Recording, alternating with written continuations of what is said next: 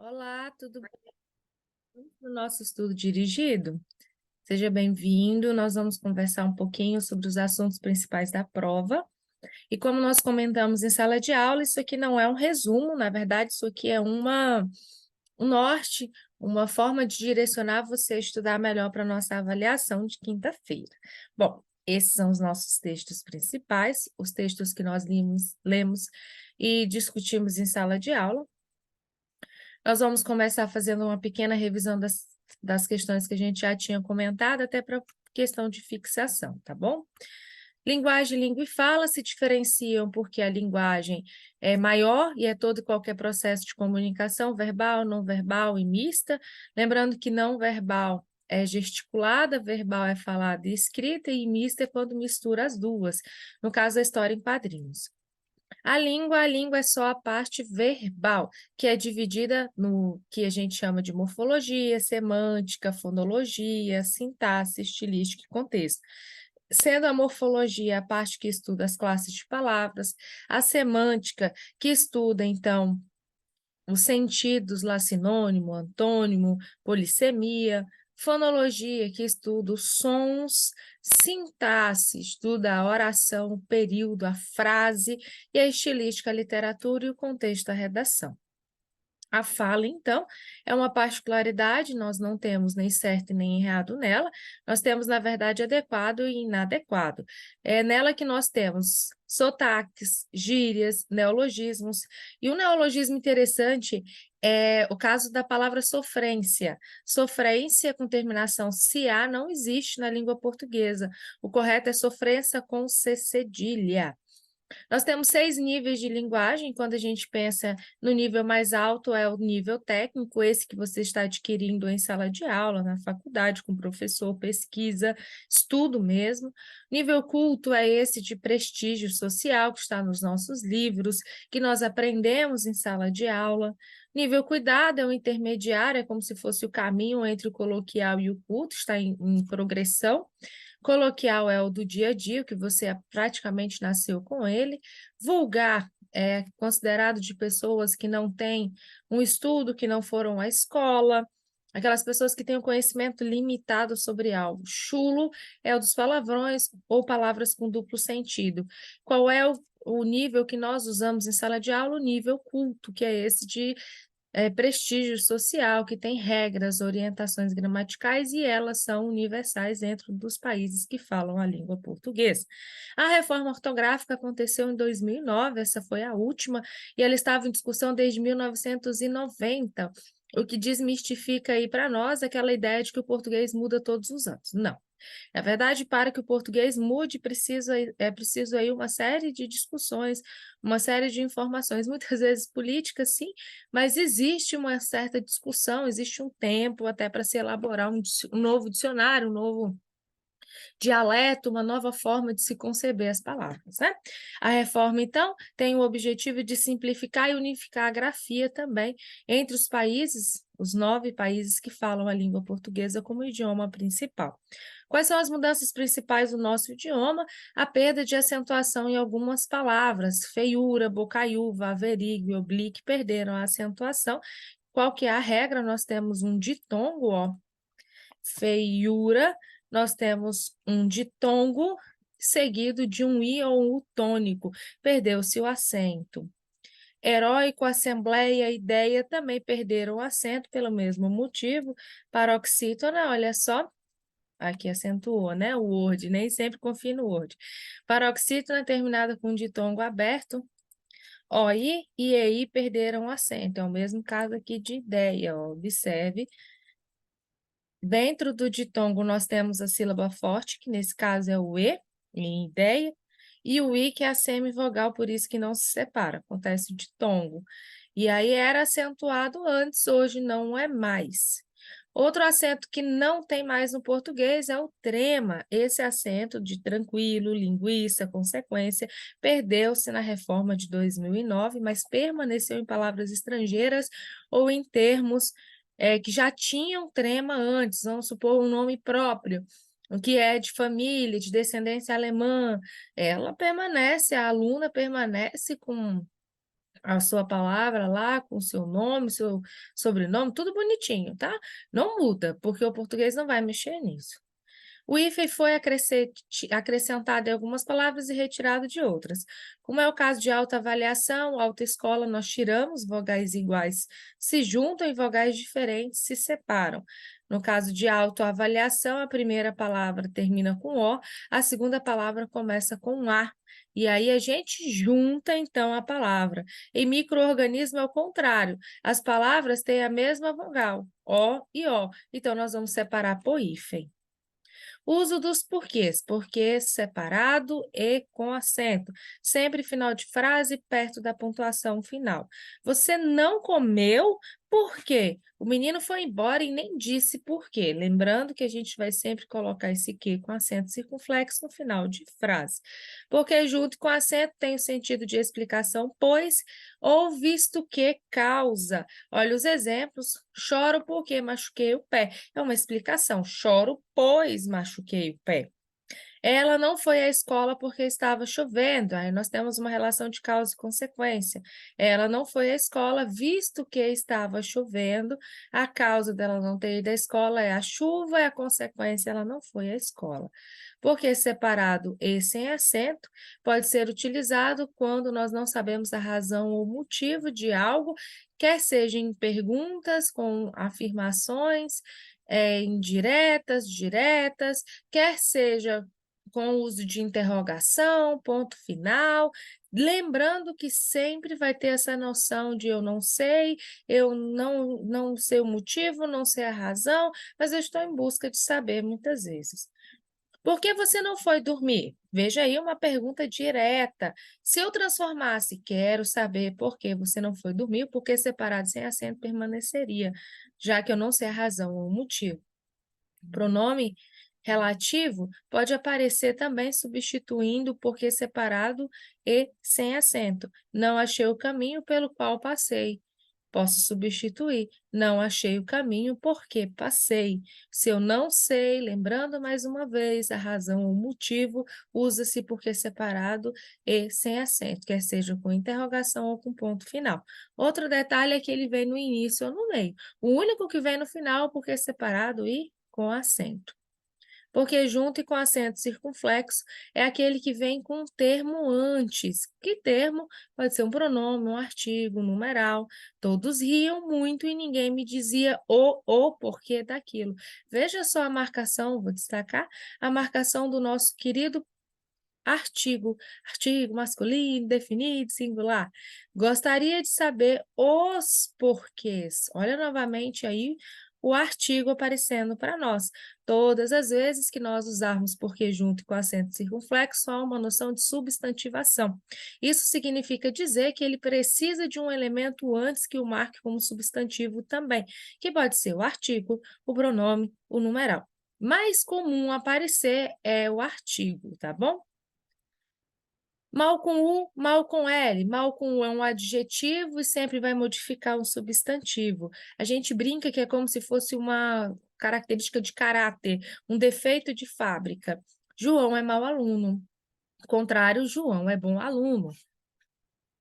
Mal com L pode ser advérbio, pode ser substantivo e também uma conjunção subordinada de tempo.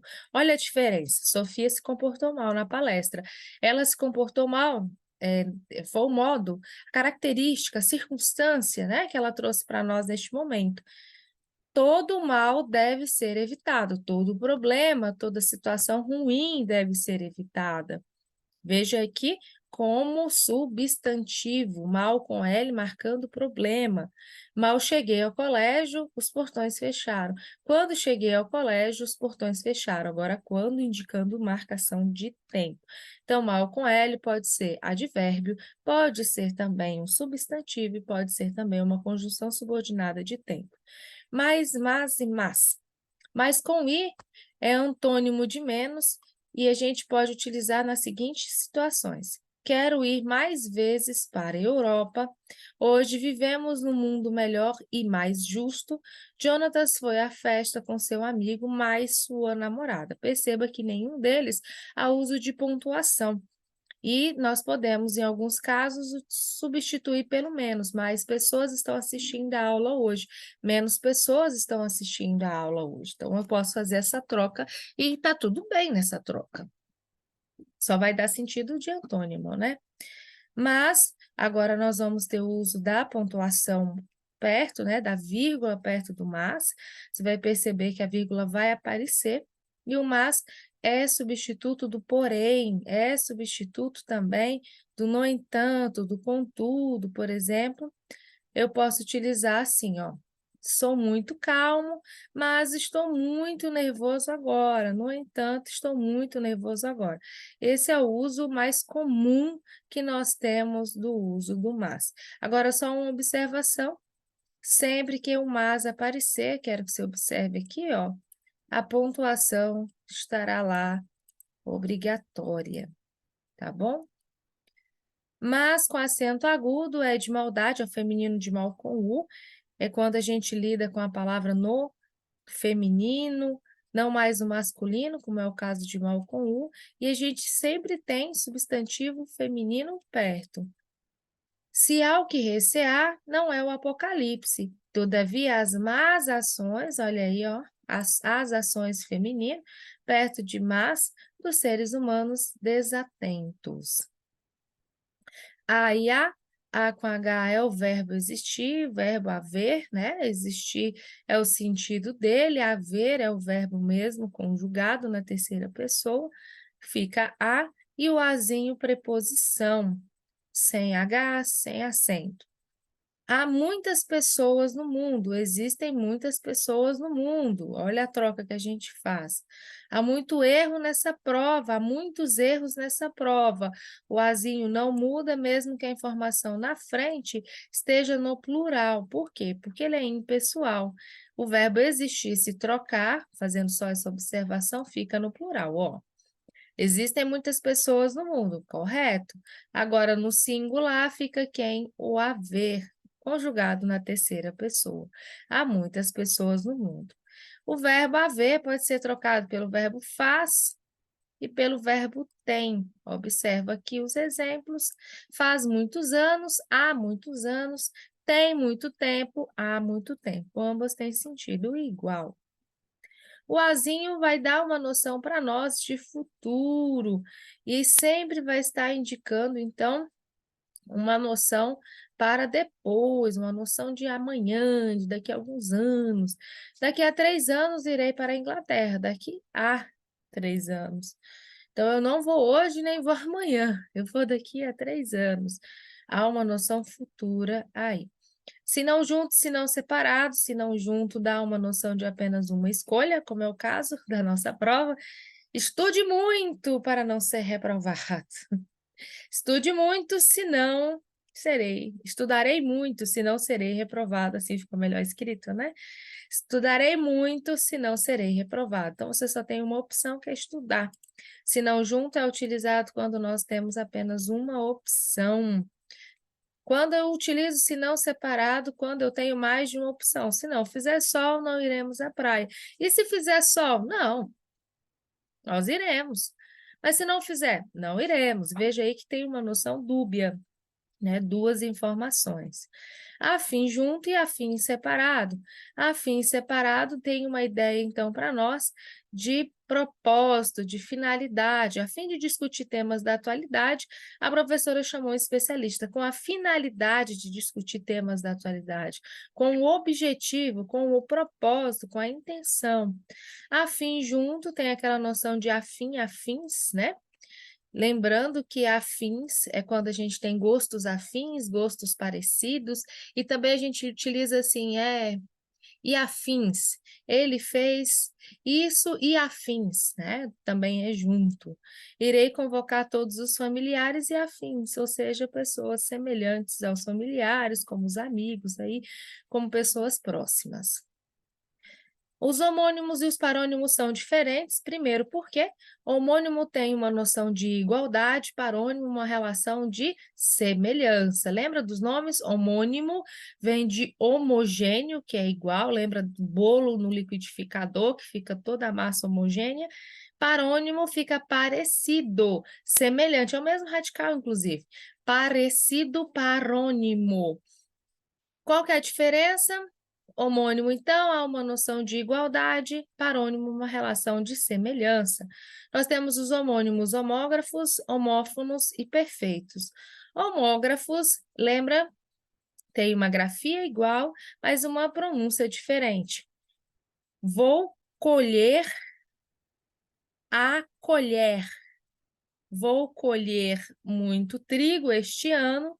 A colher está suja na mesa. Veja o som, como é diferente. Colher, colher. Nós temos um som diferente, mas uma escrita igual. Homófona, não. O som é exatamente igual. Consertar, consertar. Consertar com C, consertar com S. Olha só aqui os exemplos. Consertar com C refere-se a uma harmonia musical. Geralmente nós relacionamos a música, a banda, a sons musicais. Consertar com S é reparo, oficina, diferente o significado sempre. Creio que vocês tenham percebido isso. Quando elas são perfeitas, tanto a pronúncia quanto a escrita são iguais. Caminho, verbo, caminho, substantivo. Eu caminho cedo para me exercitar mais rápido. Isso aí é um verbo, né? O caminho está sujo de folhas da árvore. O caminho, substantivo. Então, eu caminho cedo, verbo, o caminho, substantivo. Quando nós lidamos com os parônimos, olha como a diferença. Absolver, absorver.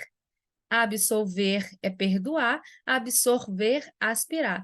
O juiz absolveu o réu. Então, ele perdoou, sei lá, liberou, tirou a sentença. Absorver é aspirar de respirar ou de desejar, né? A gente pode utilizar assim, o João absorveu a mistura que estava sendo feita no copo. Ou seja, ele aspirou, ele cheirou, né? Ou ele pode ter desejado também, tem esse sentido conotativo. Outro exemplo, cavaleiro, cavalheiro. Cavaleiro, homem que tem cavalo, que cavalga. Cavalheiro, homem gentil. Delatar, dilatar, delatar, denunciar, dilatar, alargar. Descrição, descrição, descrição, ato de descrever alguma coisa, descrição é ter prudência.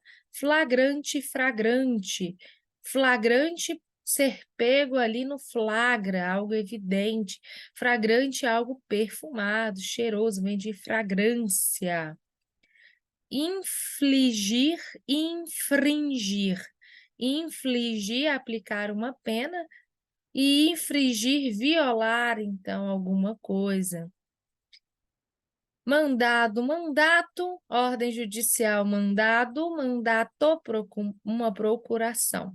Perceba só que as palavras são parecidas, mas não são iguais nem na pronúncia nem na escrita. Mais uma, ratificar com A significa confirmar, retificar com E significa corrigir.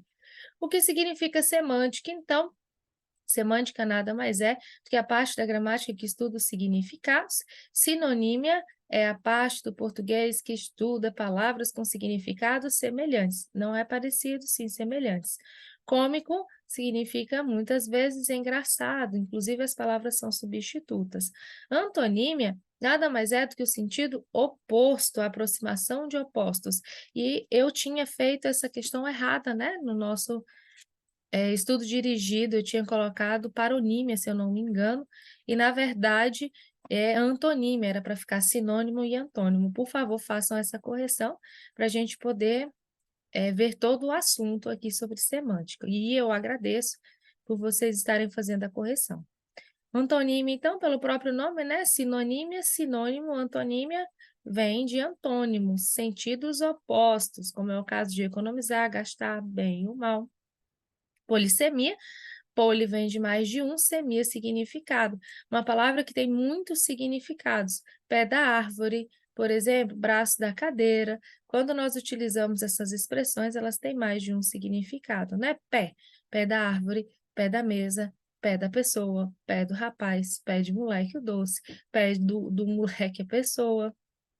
Hiponímia e hiperonímia, bem simples. Hiper vem de muito, vou destacar aqui o prefixo, ó. E hipo é pequenininho, é menor. Hiper, então, é grande, extensivo, hipo, menor. Hiper, frutas. Hipo, maçã.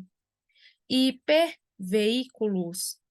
Hipo, celta. Hiper, vamos pensar aí, escola. Hipo, primeira série. Então, nós vamos pensar sempre maior e menor. Hiperonímia maior e hiponímia menor. Sobre a acentuação gráfica, então, nós temos as oxítonas, as paroxítonas e as proparoxítonas. Lembrando que as palavras são diferentes em relação à sua tonicidade. Eu vou bem aqui para o quadro só para a gente poder revisar isso, para não ficar nenhuma dúvida, né? Vamos lá? Quando eu falo a palavra Bíblia, a sílaba tônica está no bi, que contando de trás para frente é a sílaba ó, 1, 2, 3, sílaba 3. O nome disso é proparoxítona. Agora vamos para outra palavra para a gente identificar o que é uma paroxítona. Orfão. A gente tem or, que é a segunda sílaba contando de trás para frente, e a nossa sílaba forte, o nome disso é paroxítona. Nós temos a palavra café. E a sílaba tônica, inclusive a sílaba acentuada, é o fé. O nome disso é oxítona. Qual que é a diferença da paroxítona para oxítona para proparoxítona? A sílaba forte. Em proparoxítona, a sílaba forte é a 3. Em paroxítona, a sílaba forte é a 2. Em oxítona, a sílaba forte é a 1. Sempre nós vamos contar de trás para frente. 1, 2, 3. Professor, e o que vem depois do 3? Nadinha. A gente para a contagem em 1, 2, 3. Vou voltar aqui para o estudo dirigido. Agora que você relembrou o que é uma oxítona, qual é a regra de acentuação das oxítonas? Acentua-se oxítonas terminadas em A, E, O, seguido ou não de S, M, E, N, S, e também com terminação em ditongo. Olha os exemplos. Refém, terminação em EM. Ilhéus, terminação em ditongo, é o S. Herói, terminação em ditongo. Nós temos aqui, ó, Piauí, que é o caso de uma oxítona, né? Lá no final, depois de um ditongo. Todos esses exemplos, como Carajás, café, invés, parabéns, porém, são acentuados pelo mesmo motivo, são oxítonas. Cuidado com essa daqui, tá? E iutônicos, quando estiverem depois de um ditongo. Algumas regras são bem específicas e específicas também algumas palavras. No meu caso de Piauí, Tuiuiu e Teius. Quase não sai.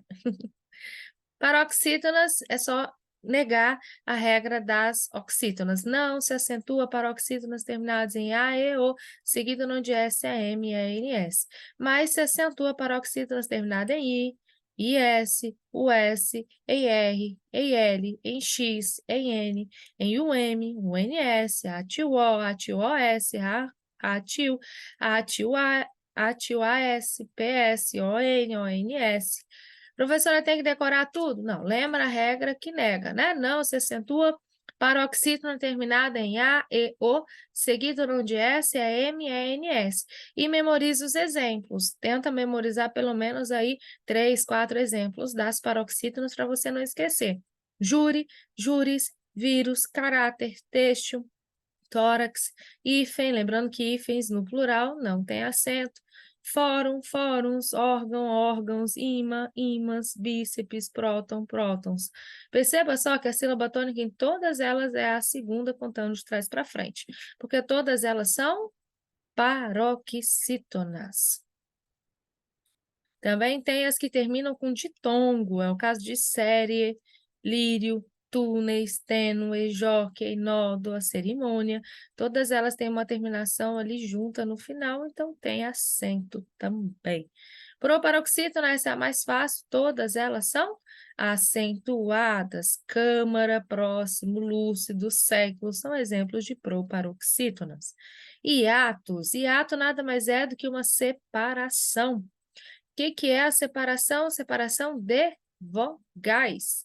Juízo. A gente vai separar aqui, por exemplo, para você enxergar a separação de vogais. O U separa do I tônico. Nós temos aqui em gra, já, o U separando do A, hiato, e o U é tônico. Quando que a gente vai ter separação e a acentuação? Quando houver hiato com I ou U tônicos. Hiato com U ou I tônicos não seguidos de NH.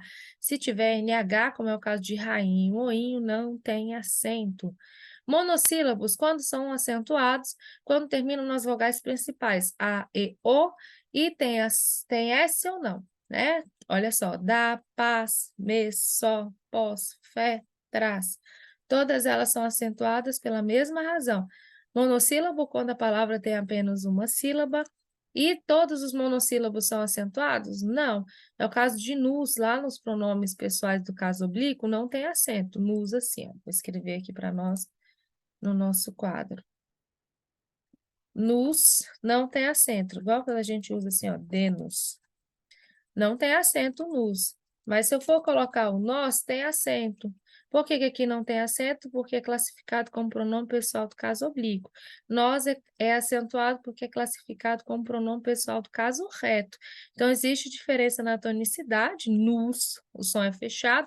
Nós, o som é aberto. Também existe diferença na marcação de acentos. Voltando aqui, então, para o nosso estudo dirigido, quero que você não se esqueça, por favor, dos textos, dê uma relida, porque vai facilitar na hora de entender as questões ou na hora de entender o que eu estou pedindo lá. A prova é dividida em 8 questões de marcar e 2 questões discursivas. Essas questões discursivas devem ser feitas à caneta, na folha própria, folha de gabarito, e também tem interpretação, tem acentuação, por mais que eu não cobre uma regra específica de acentuação, lá quando você for montar sua resposta discursiva, precisa sim de uma acentuação, de uma pontuação regular. Então, eu preciso que você entenda que a prova como um todo está sendo avaliada ali, todo o conhecimento está sendo... É nela que eu vou conseguir avaliar todo o seu conhecimento. Está sendo para nós um termômetro para saber se a gente aprendeu ou se a gente não aprendeu os assuntos principais. Eu agradeço vocês por estarem aqui comigo, por assistirem a nossa aula e qualquer dúvida eu estou à disposição. Beijo no coração.